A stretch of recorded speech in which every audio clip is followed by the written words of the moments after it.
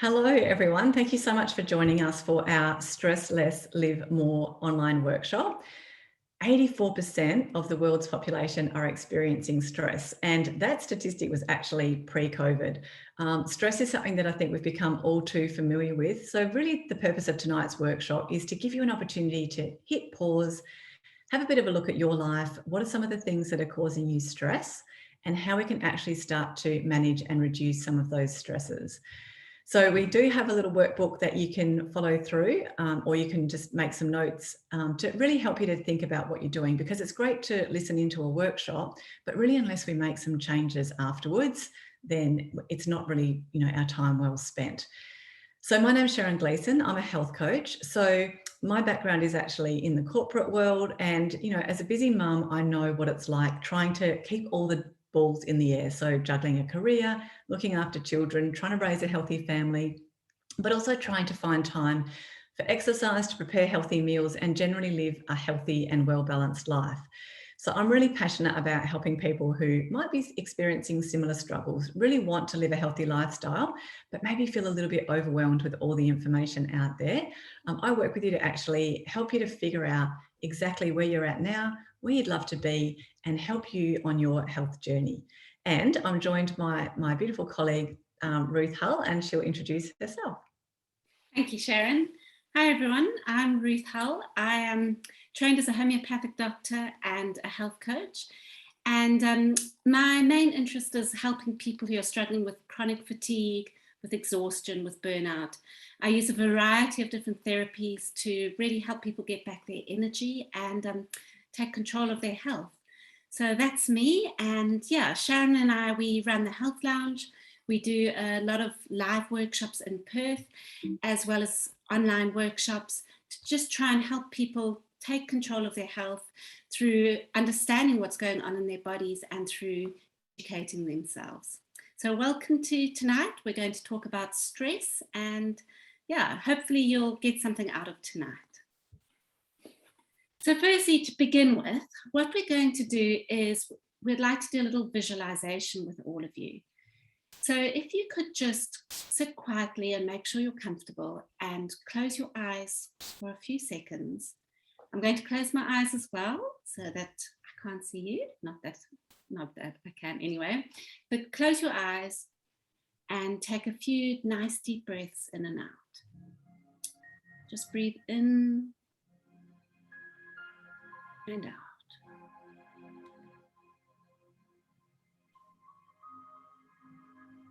And in your mind, I want you to go to somewhere this is not very nice. I want you to go back to an experience where you have been stressed, where you really, really have had something stressful happen. It could be anything. Just go back to the first thing that pops into your mind and feel that stress. Don't worry, you're not going to be here long. Just feel that stress.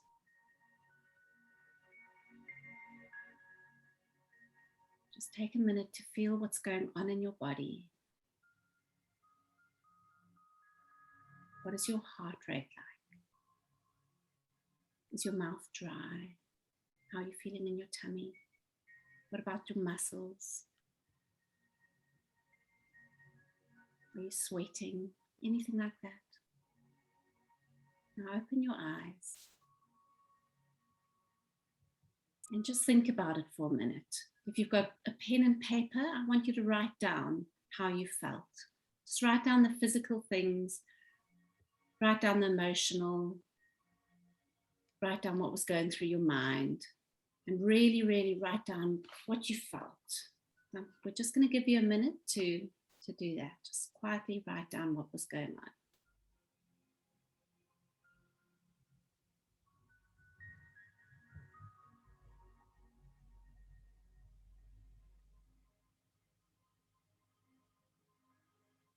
Okay, all right. That's the only stressful, horrible thing you have to do today. Okay, that's it. Everything else will be much nicer and more enjoyable from now onwards.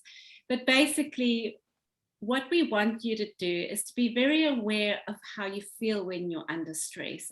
And I'm just going to explain to you what the stress is doing in your body, because it's really important to realize what is going on when you're under stress. When you are under stress, there's a number of different mechanisms that sort of take over to help protect you and to help your body either get out of the situation by running away or to stay and fight. I'm sure you've all heard of the fight or flight mechanism. Some of us even experience the freeze mechanism, which is quite a severe state of stress. But when we go into stress, a number of stress hormones are secreted into our bodies, and they all have the effect of raising our heart rate, of decreasing blood supply and oxygen supply to your non-vital processes such as digestion or reproduction. We get a lot more blood sugars, a lot more glucose in our blood going towards our muscles so that we can run away or fight. So there's all these processes that happen, and short term it's to help us get out of a situation. So when you were in that visualization a second ago, that very uncomfortable, horrible visualization, maybe your heart was beating fast, maybe your mouth went dry, you may have felt strange in your stomach, your muscles may have tensed up. All of that is that fight or flight mode, and it's all hormones going around your body and neurotransmitters as well. Short term, that's good, gets us out of a situation. But long term, if that carries on for too long, it's really, really detrimental to our health. So cortisol is a hormone that is secreted when we're under chronic stress, and it wreaks havoc on our bodies, especially if it's secreted in a specific rhythm. And if it's secreted at the wrong time, then you're not going to be able to sleep. You can experience extreme fatigue during the day. Cortisol is an immunosuppressant, so it suppresses your immune system as well. And long term, you can end up with a lot of very, very deep-seated chronic conditions if you have too much cortisol in your body for too long. Also, your nutrient absorption decreases. So a minute ago, I mentioned that when we're in a state of fight or flight, we don't really need to digest our food. So the energy goes away from the digestive processes, and therefore our nutrients aren't absorbed so well. So if we're under chronic stress, if we're under stress for a long time, and often we are, and people don't even realize it, but if you're under stress for a long time, your digestive system is not going to function so well. And over time, you're going to start being nutrient deficient.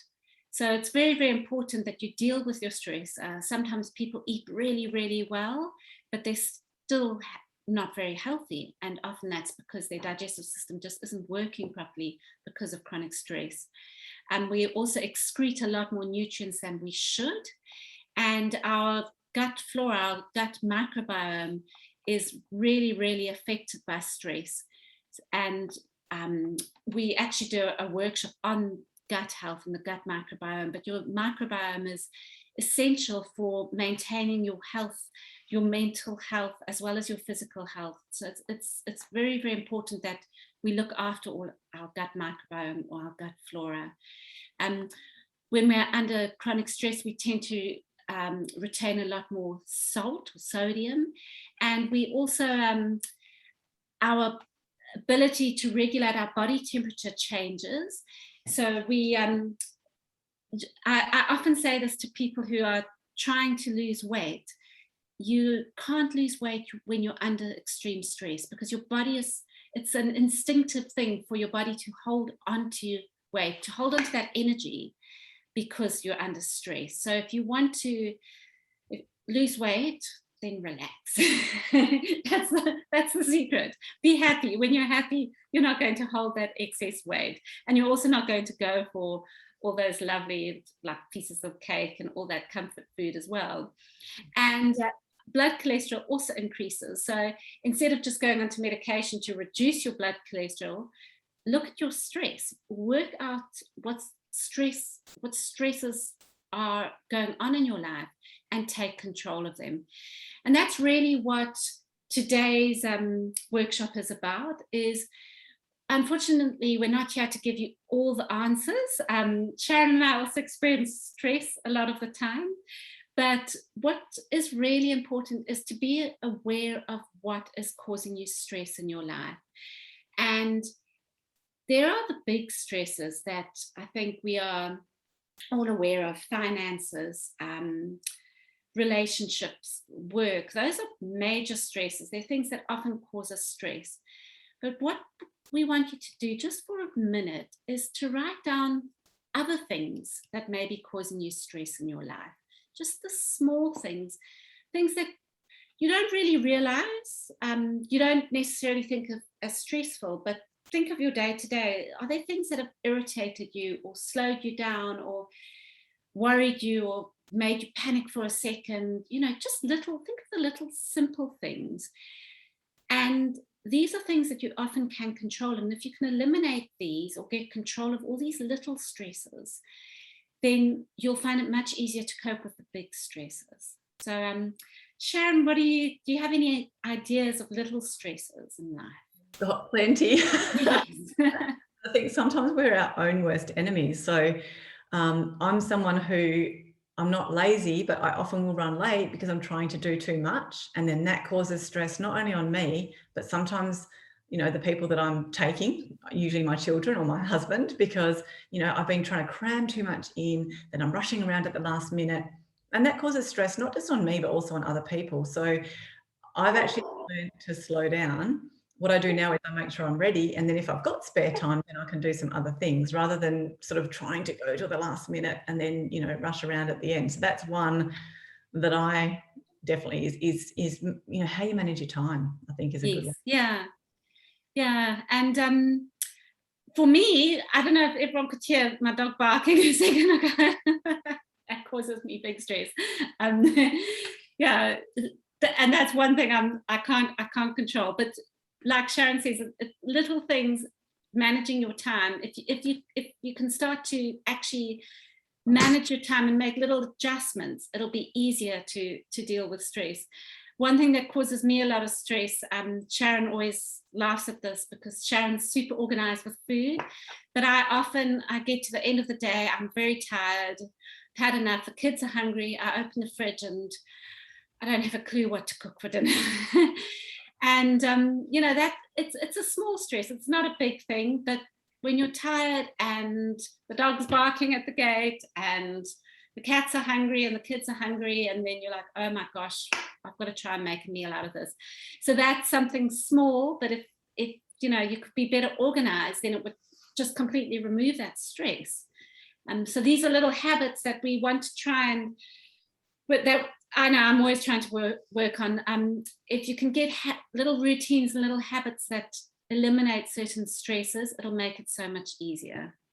I know another one, like if in the morning, everyone's getting ready and the clothes aren't ironed and you're running around trying to iron a shirt, or I know my one is, I'm hopeless with my wardrobe. So I'll get in the wardrobe and I'll be trying to find an outfit and I can't figure out what to wear. They're just little things, but again, they can just all cause that stress. So, sometimes even deciding what you're going to wear the night before, making sure it's all ironed, just little things that can help your day run smoothly. So I guess, tuning into those things. I mean, as Ruth said, we're often aware of the big things that cause us stress, but some of those little things that irritate us during the day, it might be that your car's a mess and you need to get a bag for the rubbish or whatever it is, just all those little things.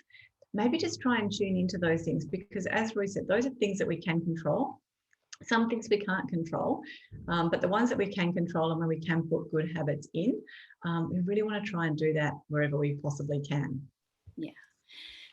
So what we'd like you guys to do now is to get a pen and a piece of paper and take 5 minutes to look at your life and try and write down maybe 3 or 4 little stresses, not the big ones, but the small ones. We'll just give you a minute, 2 minutes.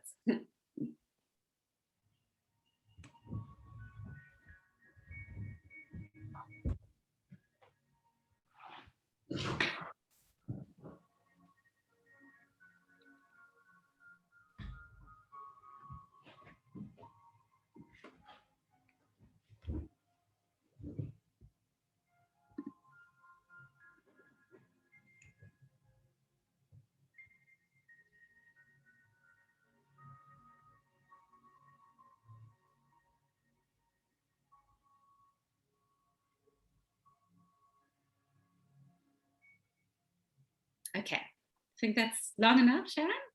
Absolutely. Okay. So Although Sharon's going to talk us through the 3 main types of stress. I think the other thing too is sometimes it can be really good to keep like a little journal or a notebook and just write down the things that are causing you stress. And then obviously, sometimes if there's 10 things that you need to change in your life, if you try and change them all at once, we often blow up. But maybe there's one. Sometimes just starting with one thing and fixing that, it can have a flow-on effect to other things. So maybe just, you might have written some things down now. Perhaps just try and really be mindful over the coming week of what are the things that are causing you stress. Write them down and don't try and tackle them all at once, but maybe you can just sort of, pick one and work on that for a while and then pick another one. You might find that some of them actually fall off along the way. I find that's a really good way to make change is, Ruth will laugh at me, but my favourite saying is small hinges between big doors. We don't want to try and change everything all at once, but little changes built up over time can actually make a really big difference in your life. Like I know it certainly has for me.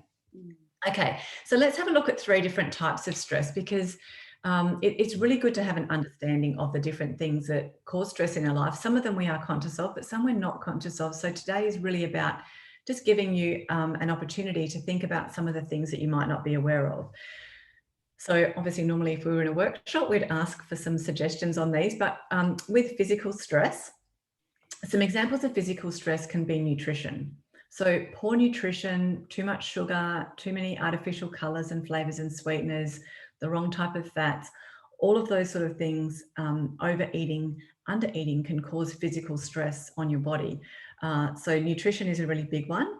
If you're someone who might be experiencing an injury or pain, constant pain or an injury to your body, again, can put your body into a state of physical stress. Is there anything you wanted to add in there on that one, Ruth? I think the blood sugars as well. Do you want to talk about that as well? No, you can go. Yeah. Okay. Yeah, I think a major physical stress that we all forget about, and that I see a lot of teenagers especially struggling with, is imbalanced blood sugars. So what I think we tend to forget, or people just don't know, is that when you eat something sweet, for example, if you have a Coke or even a peanut, even a sandwich, just like a refined carbohydrate, it sends our blood sugars up. When we eat it, it turns into glucose in our blood, and it gives us a nice little burst of energy, a nice little burst of glucose or blood sugars. But this can very, very quickly drop. It's not sustained for a long time. And when our blood sugars drop, our bodies go into a little stress reaction. So if you have blood sugars going up and down, you're actually just causing lots and lots of little like mini fight or flight scenarios in your body. You're actually, causing a stress reaction every time. And if you just look at how, like Sharon and I are both mums of teenagers, and I just sometimes look at what they eat. They love or drink. They love going to McDonald's and having those dreadful frozen Cokes. Oh. But just a frozen Coke is just going to send the blood sugars up, and then they're going to drop. And then when they have that drop, you can see that they are physically stressed. They become tired. Their mind doesn't work so well. They become irritable. So imbalance in blood sugars is a very big physical stress on the body. And that's something that people tend to forget, is in your daily habits of eating, you really, really need to be aware of how to keep your blood sugars balanced. Back to you, Sharon. No, that's great. Thank you, Ruth. And that comes also too with, skipping meals creates stress because your body's not got enough to operate. Overeating creates stress as well. So, so those are some examples of physical stress. And I think a big one that a lot of people don't realise is what we touched on with pain and injury. We sometimes live with those things for a long time, but that can be causing stress on our body as well.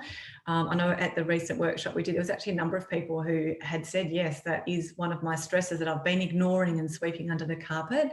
So again, tonight's really just to make you more mindful of those things and that they are affecting your body, and maybe you know, you might decide after tonight that perhaps that's something that you might need to take some action on if you are living with pain and injury, or if maybe, you know, your nutrition isn't so good.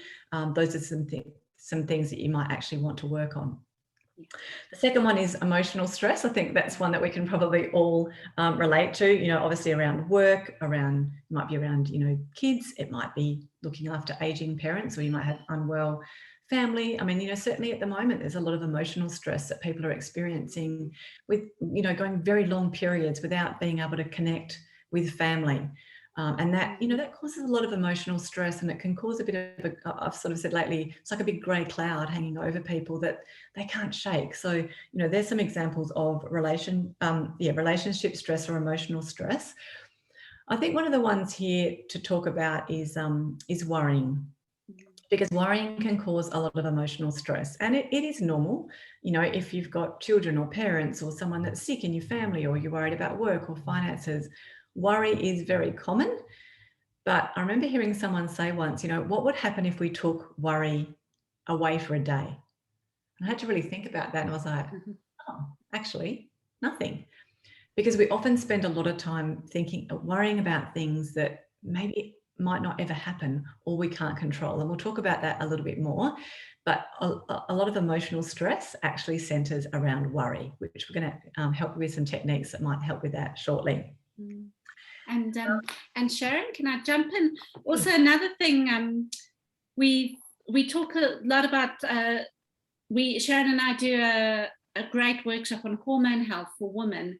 And one of the things that we often see as a big stress is the amount of pressure women put on themselves to be superwoman, super mum, super this, you know, and it's that pressure. It comes from women put it on themselves, not all women, but a lot of women.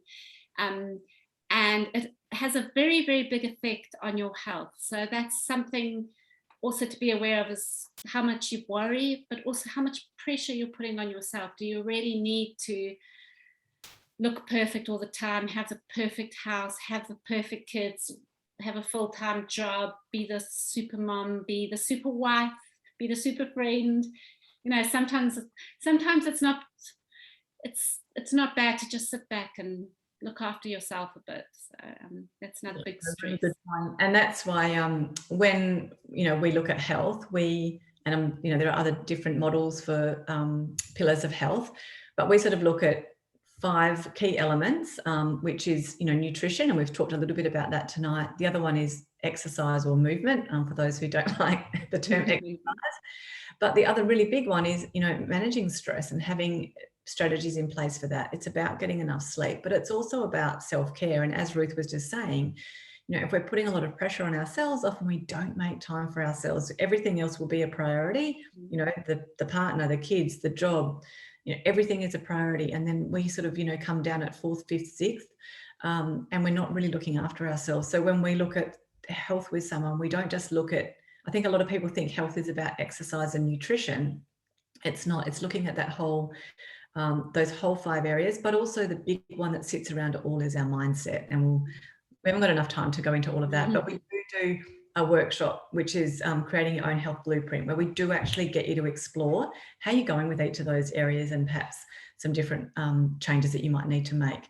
Okay, so the third one, and a lot of people don't realize this one, is chemical stress. And it's actually becoming an increasing problem, particularly in the environment that we're living in, when it comes particularly around food and artificial, you know, ingredients and so on. But, you know, some examples of ways that we're exposed to chemical stress every single day. Obviously, the environment or pollution is a really big one, just things that we can't control. But there are also people, for example, who might be in a workplace where they are surrounded by chemicals every day. You know, it might be a hairdresser or a mechanic or someone who works at a nail salon, where you're exposed to chemicals, and all those tiny amounts of chemicals that we're exposed to every day are causing us chemical stress, because those things build up in our body. The other thing is cleaning products that you might be using around the house. So, you know, going and spraying that shower with the exit mold or getting out the bleach, you know, you think about that when you actually inhale that. A lot of people just don't realize the damage that that can be doing to your system. And the really big one that a lot of people aren't aware of is actually the chemicals that we're putting on our body every single day. So our body, our skin is actually our body's largest organ. Sometimes we don't think about our skin as an organ, and 60% of what we're putting onto our body is absorbed into our bloodstream every single day. And a lot of the products that we're using, because of the regulations that basically don't exist in Australia, we're actually putting a lot of toxic ingredients into our body every single day. And if you think about how many products you might use, by the time you wash your hair and use skincare and makeup and brush your teeth and wash your hands and all that sort of thing, we actually can use up to 37 different products a day. And sometimes we're applying them up to 168 times a day. So that's lots of tiny little amounts of chemicals that we're putting on our body that are absorbed into our bloodstream every day. And that toxicity can actually cause lots of health problems, from simple things like brain fog and mild persistent headaches, right through to gut issues, hormone issues, skin conditions, and so on. And again, we don't have time to go into all of that tonight, but if you think, wow, that's actually something I'm not aware of, I'd love to know more about that, please reach out to us and we'd love to share some more information. And we do share every week on our Facebook page information about how we can try and actually low tox our lives, because Ruth, as a homeopath, there's a lot of people who are struggling with hormone issues, and a lot of that can actually be put down to toxicity. Is that correct, Ruth? Yes, yeah, there's actually there's a famous French aromatherapist, Tisserand, and in one of his books he tells he gives an example of the effect of what we put on our skin and how it affects us. There was a village of a woman. Well, in the village, the majority of women all had hormonal issues. Every single one of them had period problems, all the young ones, and they couldn't work out why. And then they realized they were all hop pickers, and they all picked hops with bare hands. They didn't wear gloves, and hops are actually a phytoestrogen, so they were having an estrogenic effect on all these women. So it just shows you, and then they started wearing gloves. But it just shows you how what we put on our skin, really, it's absorbed into our bloodstream, and it really does have an effect, especially on our hormones and on our liver as well, because our liver has to process everything that we that goes into our bloodstream.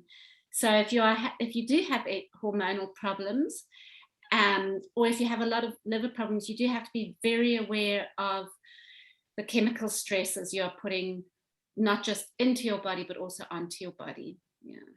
And the same applies for men as well. I think, we always think about women using products and so on, but men as well, and it can affect them in terms of fertility. I remember the example you gave of the sporting team with the deodorant. Yes, yeah. So it really does affect your hormones a lot. So it's something you need to be aware of. So what we'll get you to do now, if we will send you the little workbook, but maybe even if for now you can write down physical stresses, emotional stressors, and chemical stresses. And we're just going to give you a few minutes just to think about what might be some of the things that are causing you stress in each of those areas of your life. So we'll just put some music on and you can just spend some time thinking about that.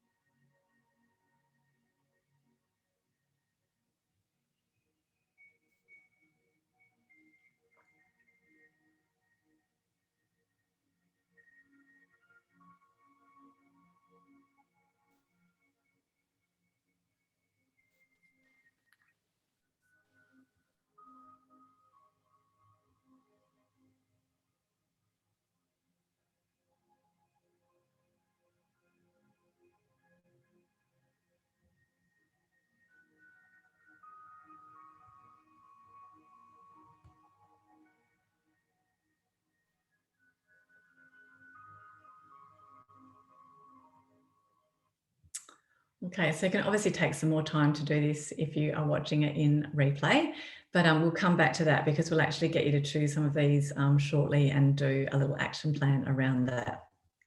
But what we just wanted to talk about a little bit now was, and some of you may have seen this before, but it's what we call our circle of control.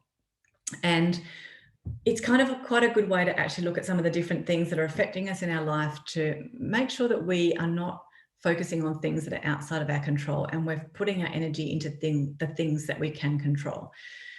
So when we look at the outer side of this circle, some of the things that we can't control are things like the weather, politics, the stock market, world events. We can't control COVID. It's happening to us. We just have to learn to deal with it.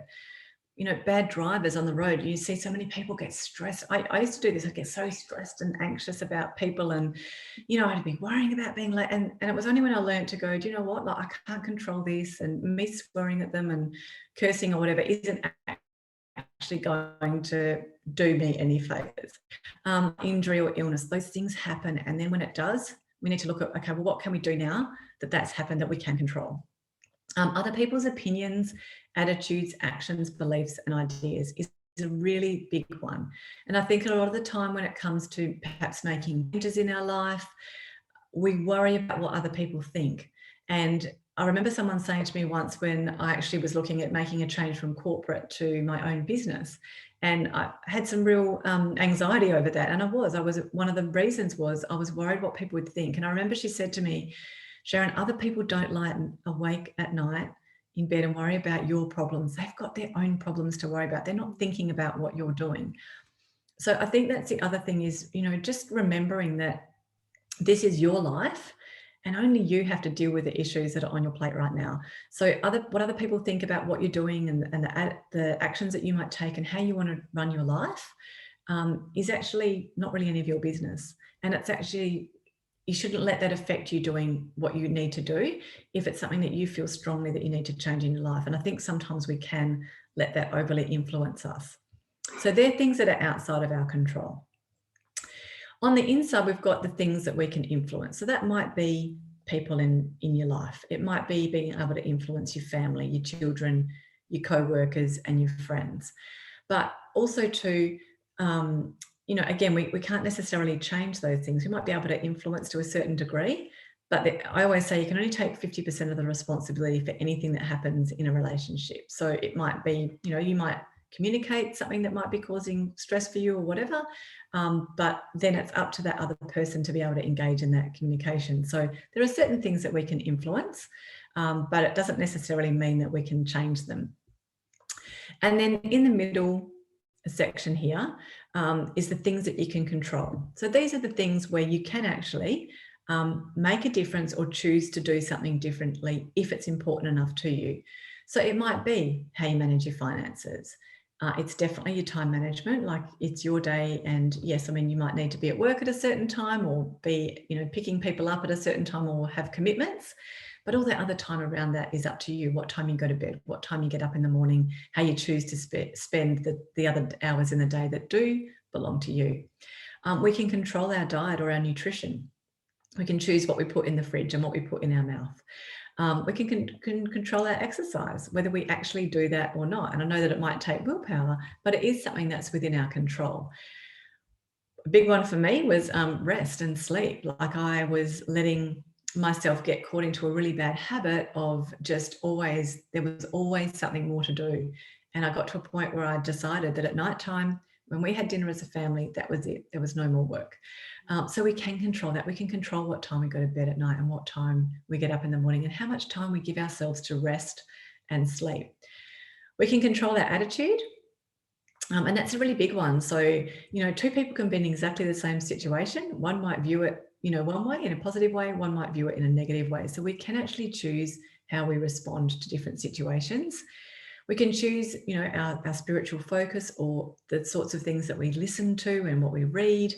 And I think that's a really important one. And just going back to the one about things you can influence, the people in your life, we are very much influenced by the people that we hang around. If you're hanging around with people who are highly stressed, that might be really negative, that's going to affect you as well. And sometimes we might need to actually make a choice, to surround ourselves with some people that actually will lift us up and have a really positive influence on our lives. Now, obviously that doesn't mean you're going to go and, if it's family or whatever, you can't necessarily go and kick them out of your life. But what can be good is sometimes to maybe go and take a break and go and hang out with someone who makes you laugh or helps you refill your cup as well. Because Again, those things are going to influence, your stress levels and how you're feeling as well.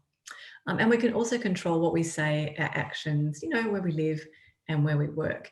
And I think this is a really good model to look at. So sometimes when we've got an issue or a problem in our life or a stress, we can look at that and go, okay, what are the bits that I can't control? And what are the things that I actually can influence or I can control?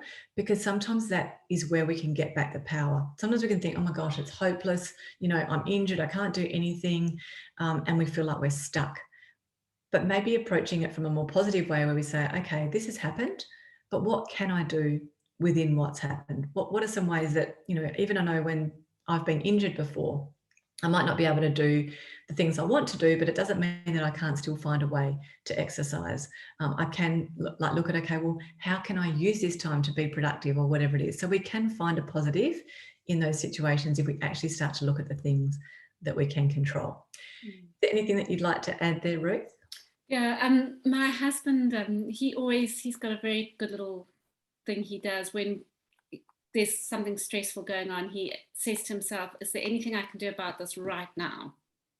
Can I change it right now? And if the answer's no, then put it on the shelf and stop thinking about it.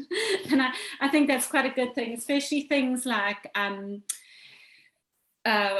say, the weather or world events, or even, it sounds quite callous, but I mean, I have family in other countries, worrying about family in other countries. You can lie awake all night worrying, but there's nothing you can actually do in the middle of the night to change anything. So there's no point. Sometimes you actually just have to say to yourself, can I do anything right now whilst it's 2:00 in the morning? No, I can't. Okay, then just put it away. So I think it's important that the circle and just realizing what you can control and what you can't. And in terms of what you can control, one of the best things in terms of your health is setting up routines and setting up habits when you're in a good place to protect you, so that when you do have because stress happens, bad things happen, and if you have a routine of exercising, of routine of self-care, of looking after yourself, if you tend to go to bed at the same time every night, if you have that supportive network of friends, if you eat healthily, then when a stressful event happens that you cannot control, you will be able to get through it. You'll be able to cope because you've got all those little mechanisms already in place.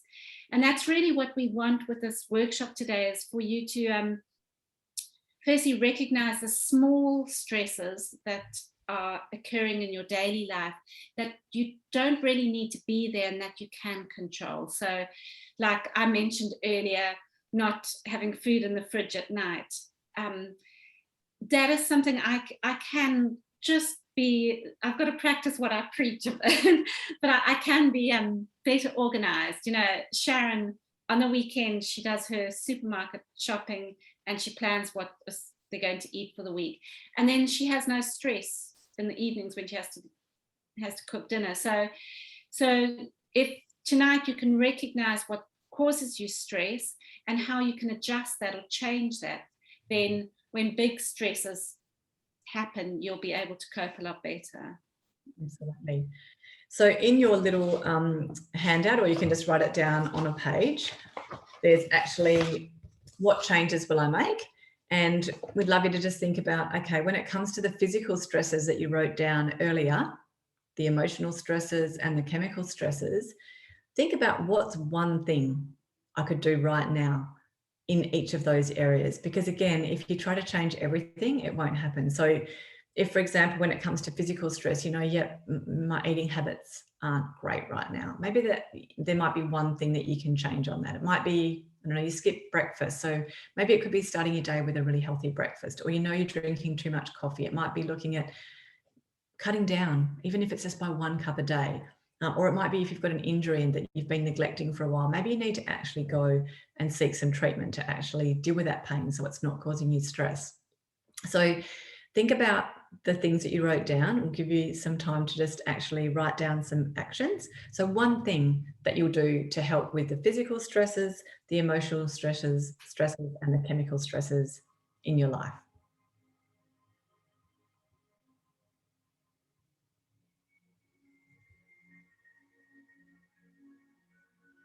Yeah, and whilst you're writing it down, people often try to, they start a new diet or they start a new healthy lifestyle, and they just try and change everything in one go. And then sometimes after a week, sometimes after 2 weeks, they just go back to their old habits. So if you can just change one thing and just focus on that, and once you've conquered that, once you've changed it, then you can change something else. You'll realize that it's small little steps towards progress. When I was young, we climbed Kilimanjaro, which is a beautiful, huge mountain in Africa. And they have a saying, it's in Swahili, it's pole pole. It's slowly, slowly. It's one step at a time. And so see your health as climbing a mountain, just one step at a time. Don't try and leap up to the top. I love that saying, healthy living is a journey, not a destination. Yes, yeah. To be sustainable, I think, when people do big things, it's not sustainable, it's not realistic. And if you just see that, you've got your whole life ahead of you and you've got time that you can implement these changes, and it being a journey, not a huge rush, that's when people do blow up. Yeah.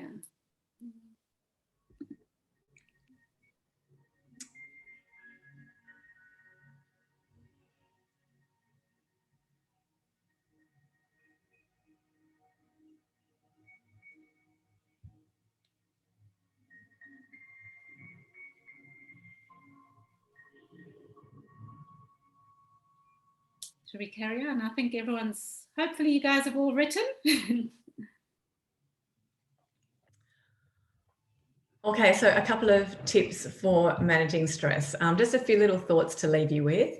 Number one is mind your mind, and it kind of goes a little bit to what I was saying before about, the people that you're hanging around with, the things that you're filling your mind with. So I know for me, like personal development and the things that I listen to, like I'm always listening to audiobooks and podcasts and things. I'd much rather listen to that than the news. And I don't really love hanging out with people who are whinging and complaining all the time and bringing me down. So I guess just maybe think about, okay, what am I filling my mind with? Because if you're filling your mind with, negative things or things that cause you stress, that's just going to add to your problems as well. I think the other one on that too is, often we're very unkind to ourselves. The things that we say to ourselves, we'll have a lot of negative self-talk.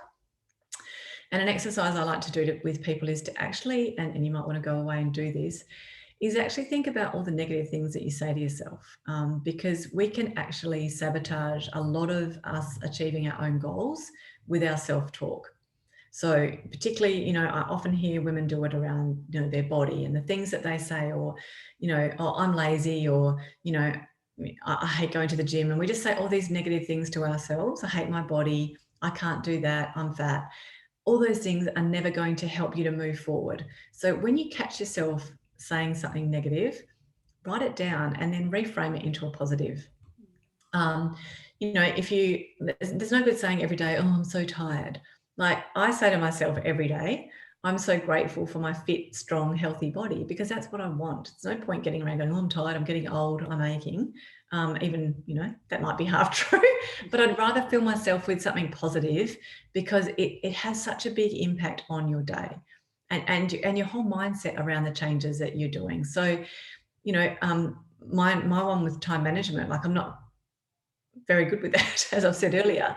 So one of mine is, I don't say I'm the most organized person in the world. I say every day I'm getting more and more organized. So instead of keeping on saying I'm so disorganized, I'm always running late, I say I love being on time. So I'm trying to actually reframe the things that I tell myself so that I'm focusing on what I want rather than what I don't want. Did you want to add anything there, Ruth? Yeah, no, I also, what I often tell people is to be your own best friend. So talk to yourself as you would talk to your best friend. We can be so cruel and so unkind to ourselves, but we would never be like that towards someone we love or towards a friend. So yeah, you've got to start talking kindly to yourself, and treating yourself kindly. No one else is ever going to do it if you don't. Yeah. That's very true, actually. I just had the same conversation with someone about that today. Allow yourself to be treated that way, then people will take advantage of you. So you do need to, and that's probably jumping ahead, but set boundaries, I think. Yeah. Well. But yeah, we need to fill our own cup. Sometimes we can be giving out so much. We give out to work, we give out to our partner, we give out to our children, we give out to our parents, we give out to our friends. And sometimes we get to that point where we can be really depleted. And Ruth is excellent at this. Yeah. And she's taught me a lot about that as well, that self-care isn't a luxury. No. It's a necessity. You have to, otherwise you just burn out. And I see it in people all the time.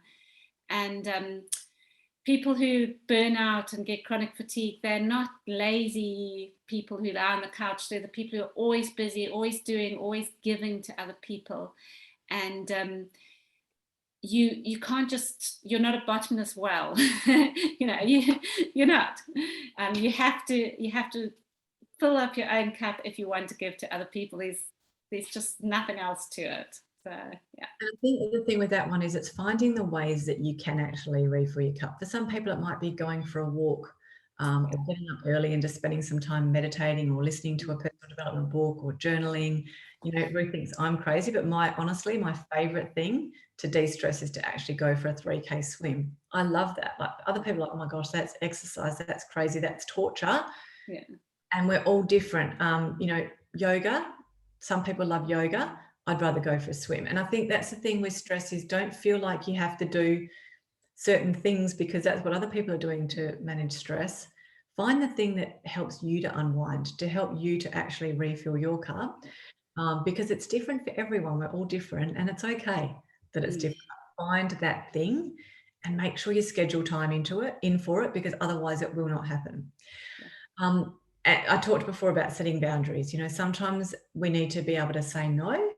And no is a perfectly acceptable answer. And no also is, a complete sentence. I think we often justify things, but we need to put boundaries around our time. And it's okay sometimes to say, do you know what, like, this is actually really important to me. And as much as I might like to go and do that or help you with that, I need to do this because I know that if I don't, I'm going to burn out. You don't need to explain all that thinking.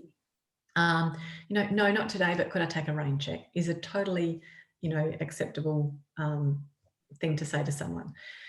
Blocking out time as well is really important. So if we don't schedule in that self-care, it's there. Like, and again, like with my swimming, Thursday afternoons, that's my time.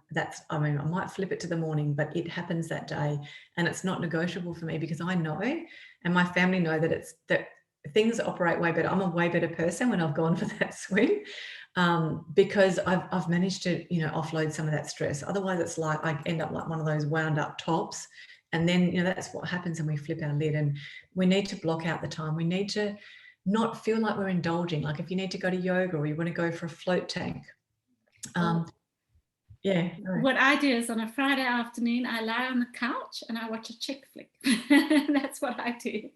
And then we have pizza for dinner, so I don't have to cook. And it's heavenly. It's lovely. That's how I fill my cup. And I think, sometimes we feel guilty for doing that. We feel guilty for sitting on the couch or whatever.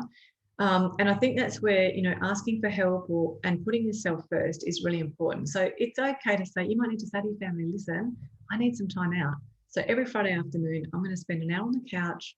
Go figure out your own thing, but this is what I'm doing. I know, when I had my children, I really wanted to continue my swimming. And so as much as I don't like asking for help, I succumbed, and I asked my husband and my mum if they would look after my daughter so I could actually still get that in, because it was important to me, and it's okay to ask for help and take help. And I think, again, with that whole superhero syndrome that Ruth was talking about, we often, particularly as women, we think we have to do everything. Get the kids to empty the dishwasher, take the washing off the line, whatever it is. Ask for help. It's okay.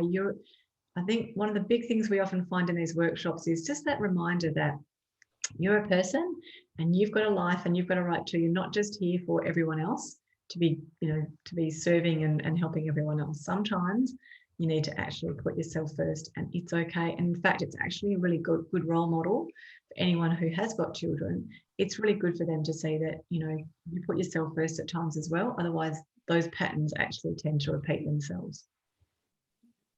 Is there anything you'd like to add there, Ruth? Nope, you've said it all. Thank you. Get off my high horse now. No, it's so true. That the difficult thing is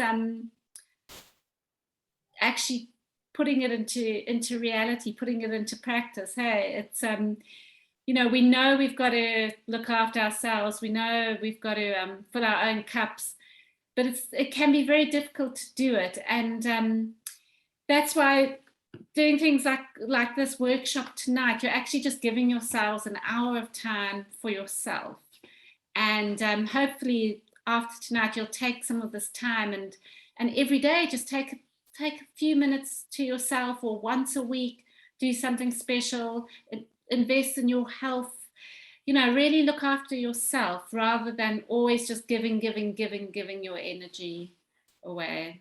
Yeah.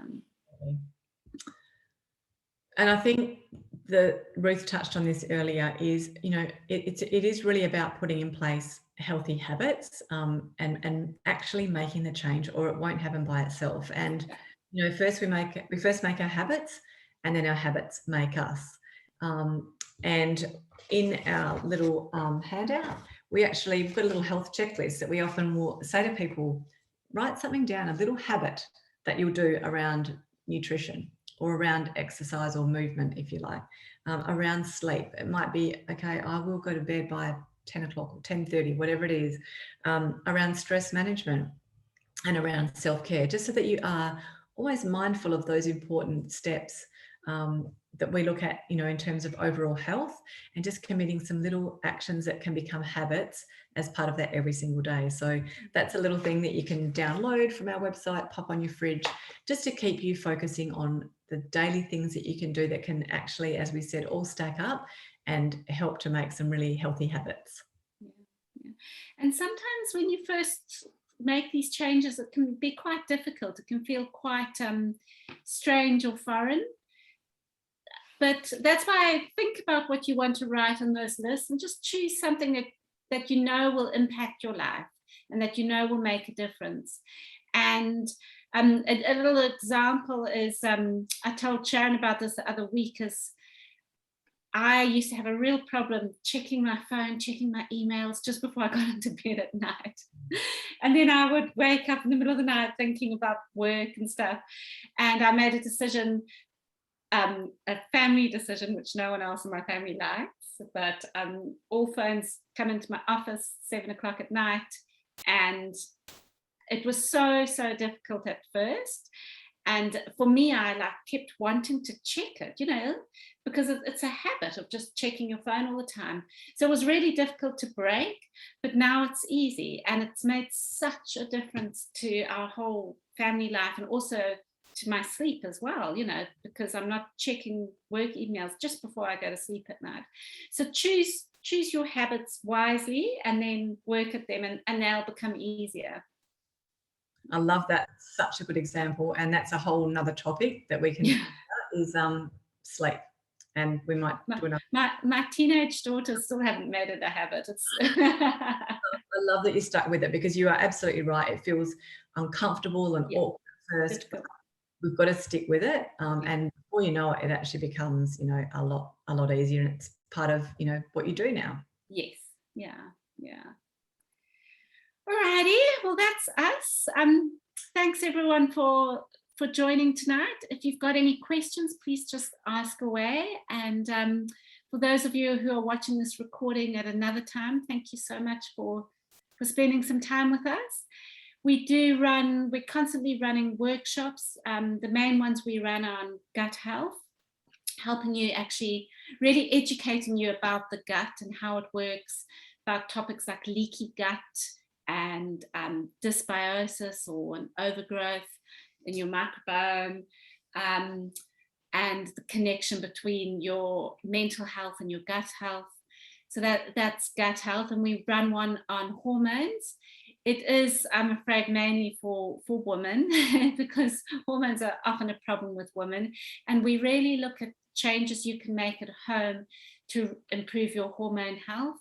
And then we do a lovely workshop on menopause as well.